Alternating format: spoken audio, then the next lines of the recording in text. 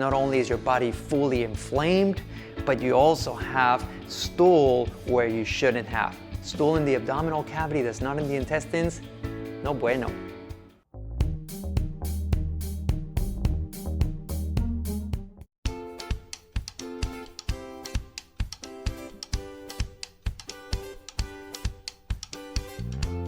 Giving the trainees all those NICU secrets, teaching the families, bringing you physiology and the latest evidence in management of NICU babies.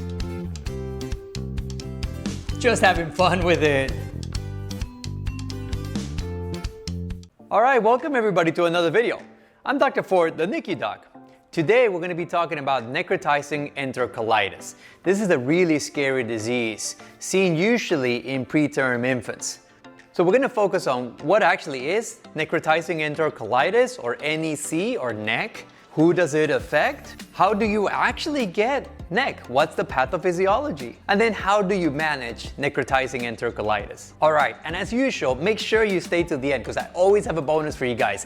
And the bonus today, we're going to be talking about a really cool and interesting topic which everybody wants to know about, and that is probiotics and prebiotics. Do these work to prevent necrotizing enterocolitis? Stick around to the end so you can know the answer. So if you're new to this channel, I usually just talk about anything NICU, anything baby related. If you like the content, give me a thumbs up. Go ahead and subscribe so you can see my other videos. And hit that notification button. That way you know as soon as I post a video. All right, enough said. Let's get to today's video.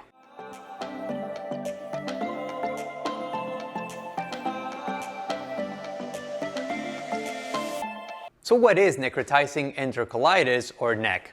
Necrotizing enterocolitis, essentially, it's an inflammatory disease of the intestines, meaning there's a lot of inflammation. We'll get to what actually causes it, but there's a lot of inflammation which puts you at risk for bacteria to seep, to get into the tissues of the intestines, and this can cause a lot of problems. So no one really knows exactly how you get NEC. So how do you know if a baby has NEC? There is something called Bell's staging, and what it is, it gives you 3 stages of disease, if you will. You can jump through any stage. You don't necessarily have to go 1, 2, and 3. You can show up directly with a stage 3, but let's go ahead and talk about the 3 stages. So let's start with Bell's stage 1. So stage 1 essentially are nondescript symptoms, meaning not specific to necrotizing enterocolitis. You can have distension of the abdomen or feeling like the baby's bloated. You can have feeding intolerance, the baby's not eating well. It can have vomiting. It can even have vomiting with green substance or bile. Obviously that's a little bit more worrisome. You can also have blood in the stools. You can have a little streaky blood. You can have some gross blood, a good amount within the actual stool itself. And then you can get an x-ray and see that on the inside, the intestines are also bloated, are also distended. Now, this again is not specific to NEC, but it is telling you there's something going on with the abdomen, or something going on with the belly, with the intestines, and this is what we call NEC stage 1. Now, NEC stage 2 is now something that you see radiographically. On an x-ray, you see something called Pneumatosis Intestinalis. So Pneumatosis Intestinalis, as I mentioned before, you've got this inflammation in the intestines, there's bacteria in the intestines, that's normal. But when there's overgrowth or there's different type of bacteria that eat into the tissue of the intestines, the bacteria will actually release different gases like CO2. And so in the x-ray, you can see little tiny minute bubbles that put together leave this little kind of train track. And when you see that in the lumen of the intestines, that is Pneumatosis Intestinalis, and that is Bell's stage 2, and that is for sure a sign of necrotizing enterocolitis. Now, Bell's stage 3 is you now have a perforation or a tear in the intestines. How do you see this radiographically? You see this in an x-ray because there is free air, meaning you have air outside of the lumen of the intestines. You're not supposed to have air outside unless you've had surgery or something. You're not supposed to have air outside. It's all within the actual intestines. So when you see air outside, that is an indication that there's been a tear, there's been a rupture of the intestines, And with that, you can sometimes see, and the surgeons would see this, on the intestine itself, you can see necrosis or dying or dead tissue. And it can be extreme. It can be small areas, or it can affect the whole intestines, which is something called necrotizing enterocolitis totalis.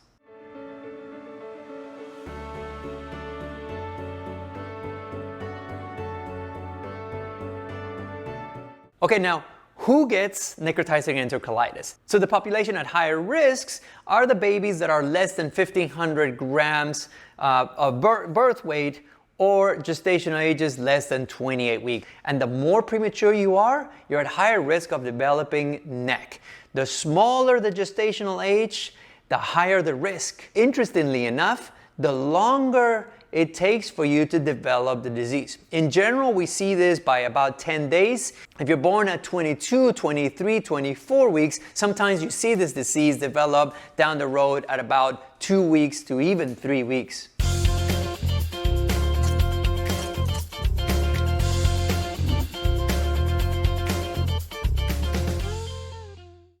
Did you hear about the picture that went to jail? He said he was framed.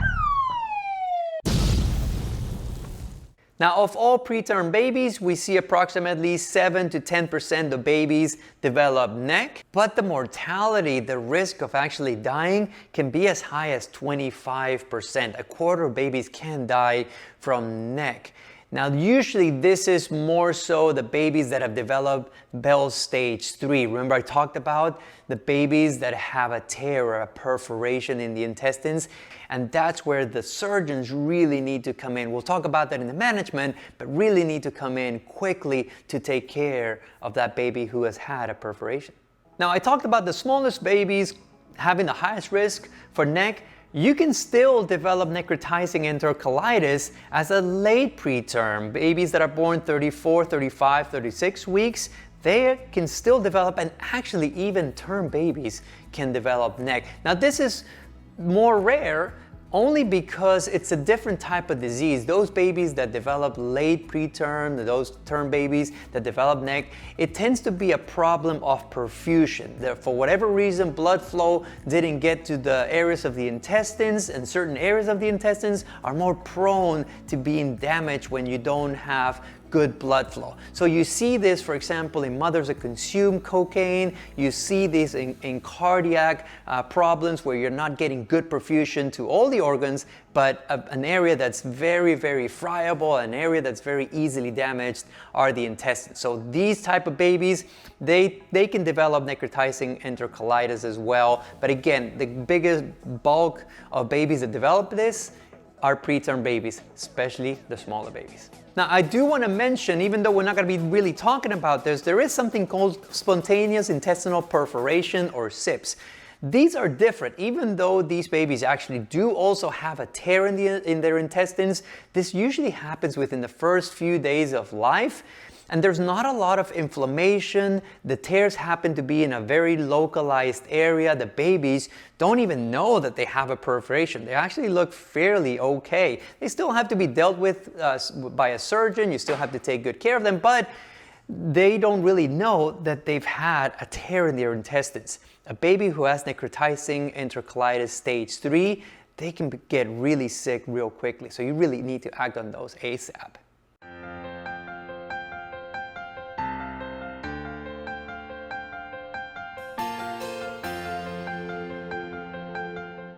So, how do you develop necrotizing enterocolitis, or NEC? There's multiple different reasons why you can develop necrotizing enterocolitis, so it's probably not just one thing that's causing this problem. But what it is thought is that there is a there's a change in your bacteria. For whatever reason. It can be because you have low oxygen, and that changes your bacteria. It changes the bacterial environment, and it causes irritation, inflammation, and that process can develop the issues that we see down the road of necrotizing enterocolitis.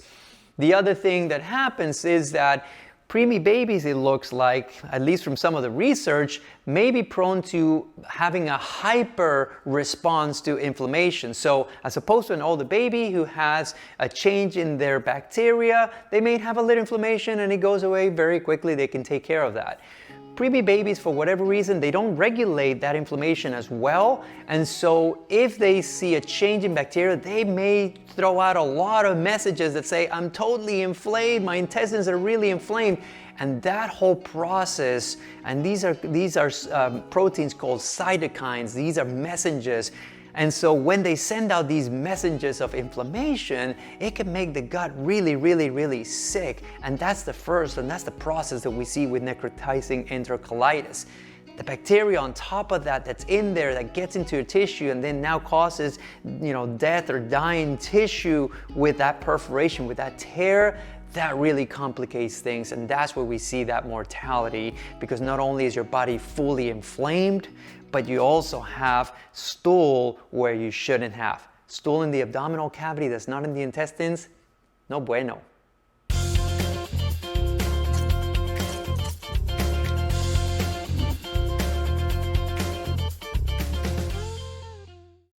How do you organize a party in space? You plan it.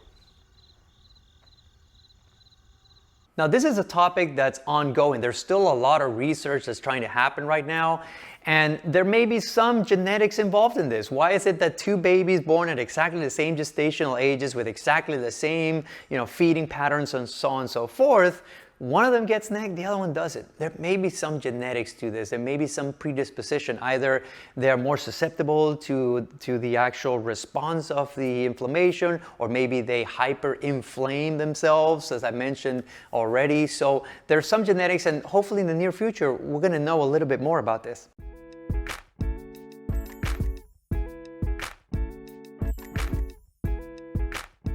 Okay, so how do we manage these patients that develop NEC?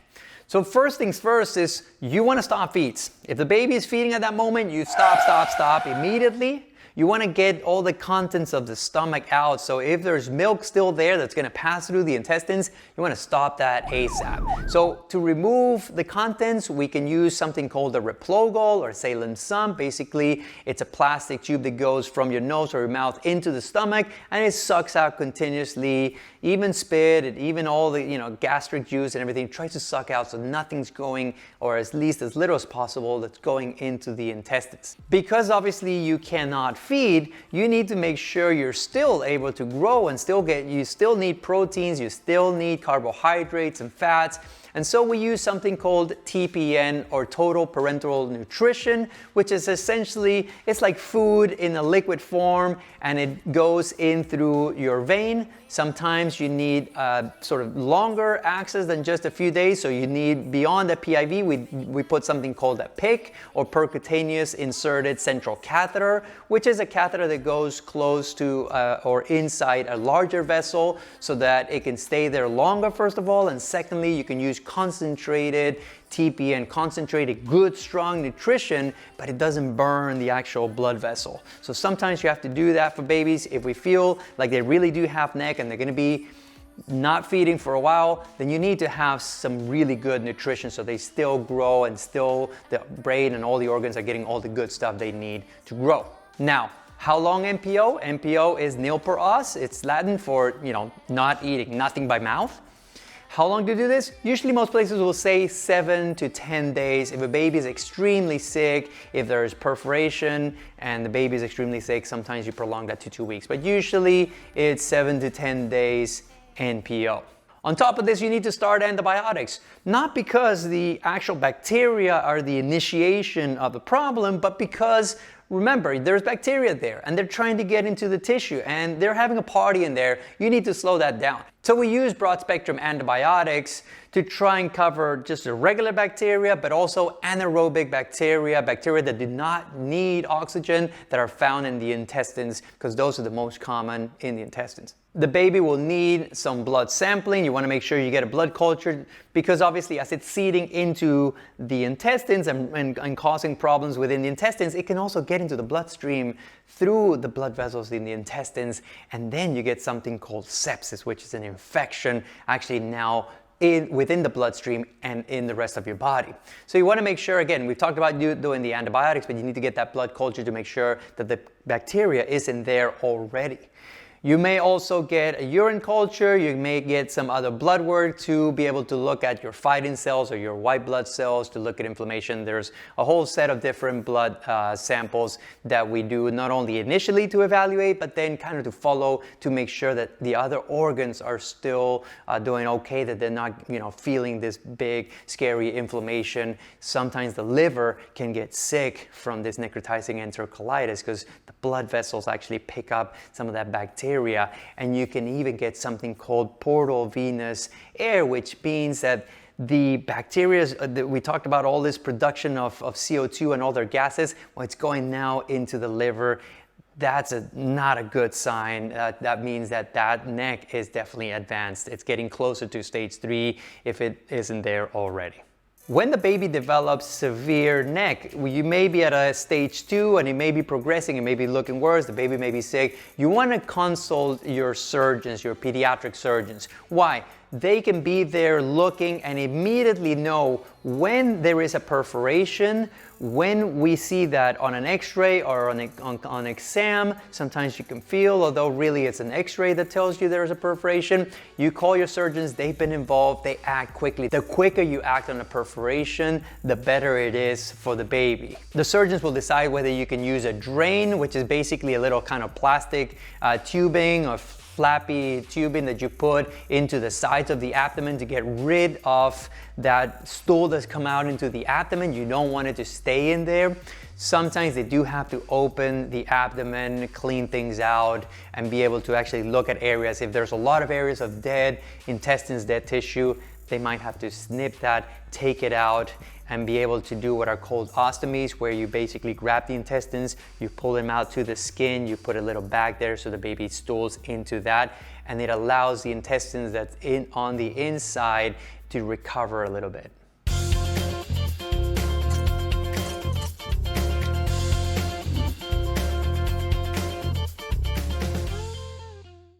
Son, step away from those trees. Why, Dad, what's going on? They look kind of shady. So there's not a whole lot that you can do once NEC happens, once a perforation happens. There's really not much. We mentioned some of the things you can do to try and slow things down, but a lot of it is just time and hoping that the body is not that inflamed that it will get sicker and sicker and sicker. Hopefully you catch it as early as possible to slow things down. What is the best thing we can do? Try and prevent. We do know that not feeding for a long time is not good, and it actually increases the risk for NEC. So you really want to avoid not feeding a baby, especially preterm baby, very early on. You don't want to stop feeding for a long time. Now, bad things happen in the NICU sometimes. There are very sick babies. Other things could be going on, and a baby may have to be NPO, may not be able to feed for a long time. There's nothing you can do about those things, but if you can avoid, you always try and feed as quickly as you can, so that just even a small amount of food into the intestines helps protect that. We do know also that using maternal breast milk decreases the risk of developing necrotizing enterocolitis. This is not speaking bad about formulas. If you cannot get maternal breast milk, you use formulas. You still have, it's better to feed the baby with some milk versus none at all. But we do know that maternal breast milk has a protective effect towards necrotizing enterocolitis. As I mentioned, a lot of these problems can happen because of changes of the bacteria. There's good bacteria in your intestines that really protect it and produce some chemicals that your body actually needs. When you use antibiotics a lot or you use it for a long time, it kills those good bacteria. And so these changes in bacteria can predispose you to developing necrotizing enterocolitis. So you want to try and avoid just throwing a ton of antibiotics for anything. You really want to think about, why am I doing these antibiotics? And as shorter course as possible, that's the best thing to try and prevent NEC.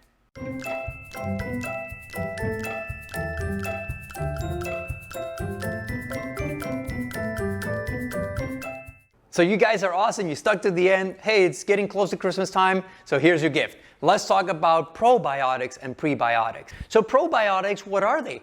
Basically, you are giving organisms, you are giving bacteria, but these are good bacteria. They're called bifidobacteria. There are other types of bacteria, that's the most common. This bacteria supposedly really helps to have a nice, wonderful environment in there. It controls the intestines, so if a bad bacteria tries to get in there, they kind of, let it out. Hey, no, you're not welcome here. So you have the good, nice environment, and again, it produces nutrients that your body actually needs, like vitamin K, for example. So supposedly, the idea would be you give bacteria, you give good bacteria, this is able to set up a nice environment and it prevents necrotizing enterocolitis.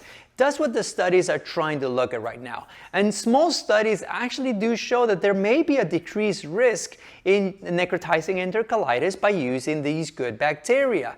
The problem is that there are other small studies that show that unfortunately in some of the cases it did increase the risk of sepsis, meaning again the bacteria that was given actually seeded, went into the bloodstream and then caused problems for the baby. Now, larger studies and a meta-analysis have shown that there actually doesn't seem to be an increased risk of sepsis, of infection.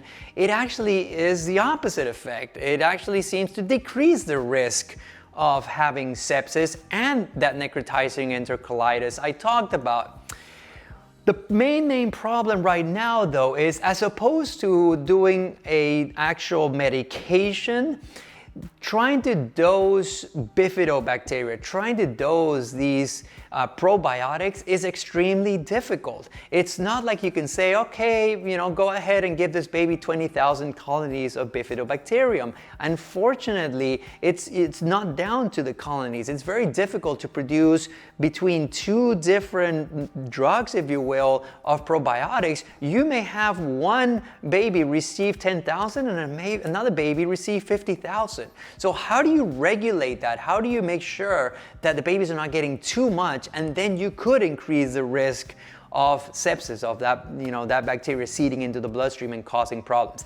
That's what they're trying to struggle with right now. How are you able to create that product so you can give it to all preterm babies so that they can prevent or at least decrease the risk of getting necrotizing enterocolitis, but always safety first. How do we do this without causing problems, making it safe, and actually hoping to decrease the risk of necrotizing enterocolitis? More studies are being done right now to try and get that answer answered. So hopefully in the near future, we should be able to use probiotics to help with necrotizing enterocolitis.